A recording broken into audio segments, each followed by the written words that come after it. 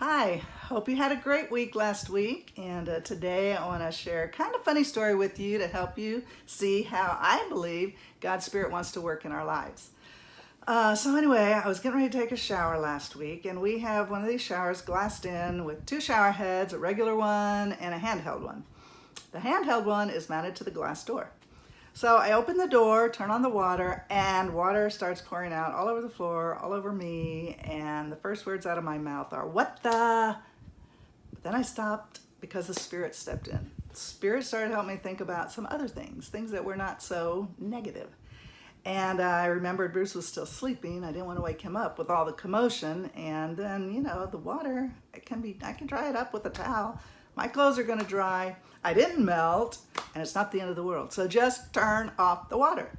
So that, to me, is Spirit stepping in to help me think the right things.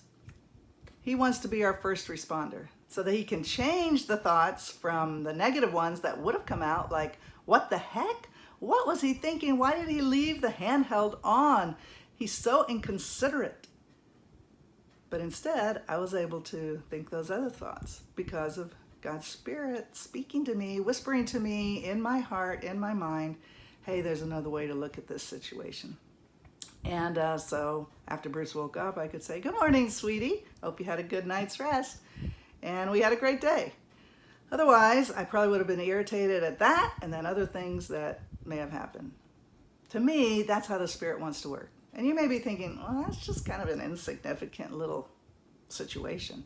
But to me, it kind of goes along with what the writer says in Song of Songs when he says, catch the foxes, catch the little foxes that spoil the vineyard. Because a lot of times it's really the little things that happen in our lives that we don't catch, we don't deal with, and it makes the rest of our life unhappy and unfulfilled. So in those kinds of times when you can listen for the Spirit's promptings in your heart and in your mind, then that's going to give you practice to be able to hear them in the really big situations in your life. And that's really the promise God gives us with His Spirit, that He can be in our heart to help us think differently. And, there's a proverb that says, whatever a man thinks in his heart, so is he. It's a King James version, but it's a great proverb. And Jesus Himself said, from the overflow of the heart, the mouth speaks. So what we're putting into our hearts and our minds is what's going to come out.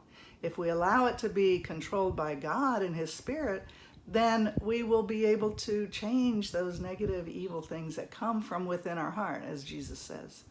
So even though it may be small, it's kind of funny, those are the times when I really believe, God's Spirit wants to step up and be there to help change our hearts.